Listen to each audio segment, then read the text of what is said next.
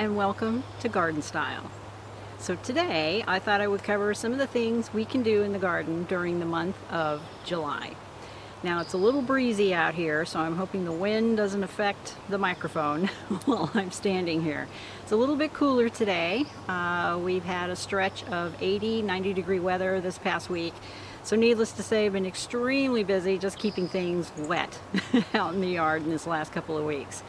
So in case you're wondering, there is this fabulous shrub that is sitting here next to me, and this is called ocean spray.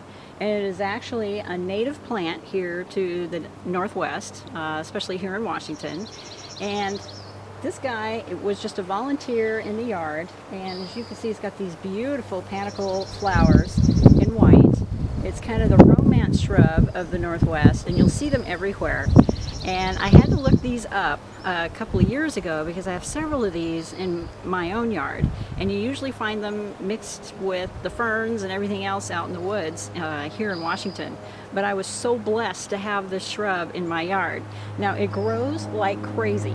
This thing is very happy where it's sitting, and I've had to cut it way back every spring, and it just shoots right back up again. This thing is probably, I don't know, 12, 13 feet tall, and just about as wide. And at this time of the year, he is just absolutely glorious. So if you live anywhere here in the Northwest or close to it, and you're able to get your hands on one of these are awesome little shrubs. They are deciduous. They do prefer full sun, and I'm pretty sure that the nurseries carry these in other areas. If not, boy, I'd love to send you some cuttings, because this is just an amazing shrub, as you can see. And it stays this way, my gosh, probably for about 6 to 8 weeks. And then the flowers start to fade. They don't actually fall off, they actually stay on the shrub.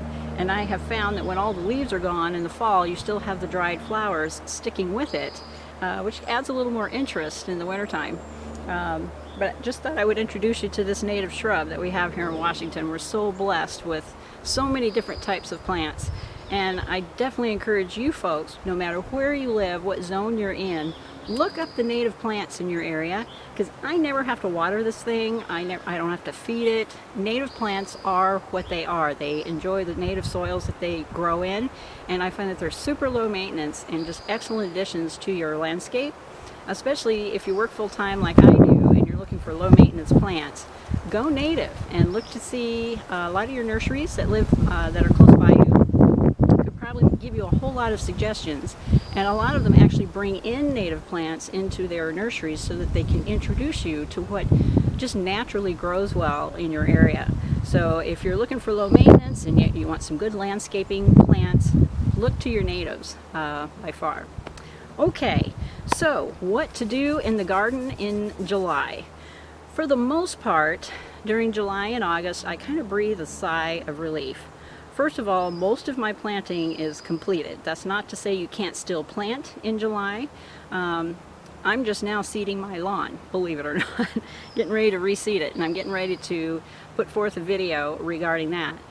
Just about 2 weeks ago, I finally put in my veggie beds. I had raised beds that were rotting out, and I had to replace them. It just took me a while to finally get to it. Not to mention our spring was so wet. I don't think anybody around here was getting much done early in the spring in April and May, when is the normal time for us to be reseeding lawns and planting veggie beds. But what the heck. I'm a little late, but I'm getting results, and that'll be my next video coming out after this one, being we've entered a whole new month here in July, on what I have done to plant veggies at this time of the year, and show you what a small space garden, not necessarily square foot gardening, but what a small space garden can do and how much it can produce for you by the time September, October rolls around. And that's just a whole nother information video for you that I'm getting ready to do right after this one. So, I always talk about lawns to start off with in all of my videos, being that is the largest part of most people's gardens, unless you have decided you don't like a lawn and would rather go with plantings instead. But me personally, I like at least a little bit of lawn because I find it just shows off the rest of the garden, and I just enjoy the green. So, first thing you want to do this month when you're taking care of your lawn is No more feeding. It's not going to do you any good to fertilize your lawn during July and August because grasses slow down at this time of the year when it's drier out. But what you can do is raise your mower up. If you haven't done it already, I highly recommend you raise your mower up another inch and let your grass grow longer in the summertime.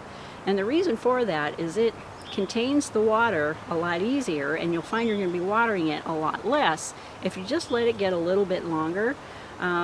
When you cut grasses super short, you know, I see a lot of folks cutting their grasses like a golf course, where you cut it super short to an inch or below. That really stresses out the grass plant, and you'll find that it'll dry out a whole lot faster. So your lawn will be much healthier and much happier if you let it get just a little bit longer. And I leave mine about 3.5 to 4 inches tall during the summer, during July, August, and September here in my zone, which is zone 8, where we just don't see a lick of water until the end of September, beginning of October. So if you live in a real dry area, let your lawn get a little bit longer and you'll find you won't have to water it quite as much. Now, as far as watering your lawn goes, it only needs an inch a week. It doesn't need to be watered every single night, every single morning, unless of course you're in 90 to 100 degree heat. Then I take back everything I just said. Here we had a heat wave about a week or two ago where we were at 100 degrees, but it only lasted for a couple of days, so I was on it. I was making sure that the lawn stayed watered both at night and in the morning because it was drying out so fast. And honestly, I still ended up with some hot spots, that's what I call them, where you have certain areas in your lawn that turn brown. So I just gave those areas a little more attention and found that it greened right up within the next week by getting some extra water in those particular areas. Now here in the Northwest, the type of grasses that we have growing here will naturally want to go dormant during the summertime. And what I mean by that is they grow like crazy in the early spring right on up until about June. And then as the temperatures raise up and we start to get less water, grasses just naturally want to go dormant. They want to go brown. So I have driven through neighborhoods where people just let their lawns go brown. They don't want to put that much water on them. And that's okay. Sometimes, in some respects, that is healthier than trying to keep your lawn alive during super hot weather. It will come back. I try to really reiterate this with folks, that your lawn isn't dead for good. More than likely, as soon as it starts to get regular water and rain, and of course cooler temperatures during the fall, it will come right back. And I have seen that for myself in my own yard, where I've been working so much, I haven't had as much time to pay attention to it, and it just went brown. It's not a whole lot of fun to look at, but don't panic, it will come back. Now, of course, if you live in Southern California or Arizona, Texas, areas where it's just super, super hot, sometimes it's a good idea to just do without the lawn. And I've seen a lot of folks do that and replace it with drought-resistant ground covers, plants, beautiful landscapes and rock gardens. I've seen some gorgeous rock gardens where there's no lawn at all. Sometimes that's a better alternative rather than trying to fight something that really wasn't meant to be there in the first place. Okay, so raise your mower up another inch. If you're down to 2.5, 3 inches on your lawn, raise it up another inch and let your lawn get a little longer, and it will love you for it. And it will do much better as far as creating its root system and staying thick and lush and green if you're staying regular with the watering. Okay, as far as planting goes, July and August are kind of iffy months when it comes to planting perennials, evergreens, and deciduous shrubs. However, it can be done. Just keep in mind you're going to have to babysit those plants, and I mean baby them, for the next couple of months, as they are so anxious to try and get their roots in. It's really hard for them to do when they're being stressed out by the heat. So I just naturally back off a lot of my planting. I definitely don't do any transplanting or dividing at this time of the year. However, I can't resist it sometimes when I'm in the nursery, and I'll probably be taking you on a little trip here in the next week or so, as I find this is the perfect time of the year to start shopping for plants. Even if you can't get them in now, if you have a way of storing them somewhere and being able to keep them watered and be able to put them in the ground by September, you can get some really good deals at this time of the year. A lot of nurseries are looking to clean out their plants. They do not want all that inventory going into the fall, as they're looking to other things like bulbs and of course Christmas. They're already thinking fall. So for us, those of us who love gardening and love planting and learning new plants, buying new plants, this is the time of the year during July and August. Start shopping your garden centers and you're going to find a ton of them are being marked down. And you can actually get some really good deals.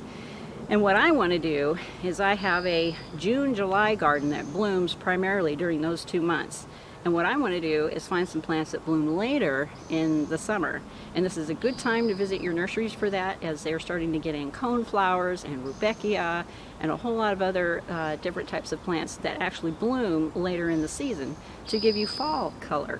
And I can't believe I'm already starting to talk about fall, but let's face it, it's July and it's going to be here before we know it.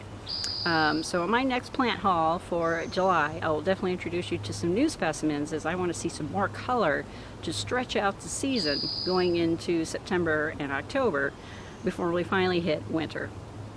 Okay, what else can we do during July? You can still plant containers.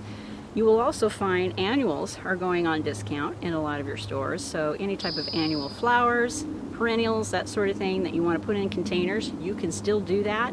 And I have some pretty cool containers and plants that I want to introduce you to and show you the different kinds of things that you can plant using some unusual containers as well. It's all about thinking outside of the box. What else are we doing in July? Watering, lots of it. If you haven't fed your containers and your hanging baskets, this is a good time to start doing that, as they're putting all this energy into the flowers and creating these beautiful containers. Try feeding them. Now I've naturally put soil in all of my pots when I went to go plant all my annuals that have a slow release fertilizer. It's like a granule fertilizer. But I feel that still isn't enough. So during July and August, every other week, I go through and I do a water-soluble fertilizer, and I just go and fertilize them all just to give them that extra boost and keep them fresh and blooming all the way until fall. Watering, it can kind of be tricky business, especially if you have a piece of property the size of mine. So I've alternated days from the front yard to the backyard as far as watering goes. And of course, any plants that are already established, like this monster that you see here, you may not have to water them at all. However, some of my newest evergreens and deciduous shrubs that I've put in, especially in the last couple of years, I make sure to give them some water at least every other week. They don't look stressed particularly, but they certainly do better and will certainly appreciate a little bit of a drink. I mean, just think about it. If you were stuck out in the Sahara Desert without any water for 8 weeks, how would you feel? So it's okay to just take a day every other week and just see to it that all your plants in your garden are getting at least a little bit of a drink. And I'm talking by hand or by a sprinkler system that is consistent. Just laying a sprinkler out for the evening and watering it, you know, just having it hit all your plants for an hour or so is not going to be enough. They need a deep soaking. And you'll find you're going to be watering them a lot less, and your plants are going to be a lot happier, as they're going to establish their roots even better than if you were to just give them a spray. And why is that? I purposely try not to water my evergreens or my deciduous shrubs during the summer, especially after their first year being established. And what that's going to do is it forces their roots down into the ground. It goes down even further and they spread out even more, seeking water, and that's actually helping to strengthen the plant. However, they could use a little help, especially during July and August, our driest times of the year. Every other week is just fine. I go in and I just give them a really deep soak, and then I'm not stressing out, and neither are they, and you will find that they're much happier and much healthier because of it. Okay, enough about watering. As I go into my next video regarding vegetables, I will also be touching on herbs. Depending on where you live, my herbs are just right on the edge of starting to bloom, and that is the perfect time to start harvesting them. So if you're growing oregano, marjoram, got any of your herb type plants, thyme, rosemary, any of those things, this is the perfect time to start harvesting them. And I will give you a little lesson on how I harvest mine and what I do to dry them out. Because as you know, when you go into the grocery store and you go to buy new herbs during the winter time, I cannot believe how expensive it is. And it doesn't have to be expensive at all, as most of these plants are perennial. They come back every year, and you can enjoy basically free herbs for the rest of your life once you learn how to grow them and once you learn how to harvest them. And I also like harvesting them, as I find my friends really like receiving it for a Christmas present. So I will get all into that in some upcoming videos, especially this coming week, as I'm about to get ready to harvest my own. Okay, vegetables. If you aren't starting to harvest them already, I imagine some of you are already starting to see things like your broccoli, your lettuce, kale, all those types of veggies you're probably already starting to harvest. I'm a little late, so I'm probably not going to see a whole lot, although I am starting to see broccoli already, just because of the heat. But as we start moving into August and September, just the joy of getting fresh fruit and vegetables out of your garden is amazing. And I imagine the first thing I'm going to see will be strawberries. They're already starting to ripen. And blueberries. And blueberry bushes. Not only can you enjoy the fruit on blueberry bushes, but they also make an excellent shrub as far as an ornamental shrub in your garden. So it kind of serves lots of purposes. And I'll definitely touch on that as well as I start touring you around the edibles that I have planted in my own garden. As for the rest of July, this is the perfect time of the year to just relax and start enjoying the fruits of your labors. And I try so hard to do that during this time of the year. We have pushed and pushed and pushed, planted, work, during April, May, and June. And July and August is just a time to be able to invite your friends over, have a barbecue, and enjoy the fruits of your labor. Enjoy the garden. So I have a couple of ideas as far as that's concerned as to what you can do with plants as far as entertaining on your deck and being able to stretch the season out and enjoy the plants that you already have. So I have a couple tricks up my sleeve that I want to share with you to make your garden party just a little extra special, especially at night. Alright you guys, this is my quick overview as to what you can still do during the month of July, and my veggie video is coming out next. And of course, any comments, any questions, I am way open. I've gotten a lot of comments and questions already, and I just love hearing the feedback from you guys and answering any questions that you may have. You can get a hold of me, of course, at GardnStyleNW.com, or send me an email at GardnStyleNwest@gmail.com, or just leave a little comment just below the description box in this video. And by all means, if you want to continue to get updates, hit the subscribe button and you will get a notification as to when my next video is coming out.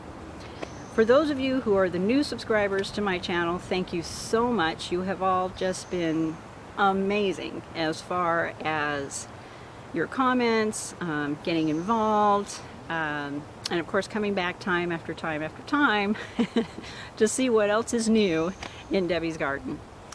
Alright you guys, I hope you're enjoying your July. Hope you all had a fabulous 4th.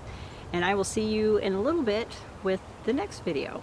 Meanwhile, take care, have fun in your garden, and we'll talk soon. Bye for now.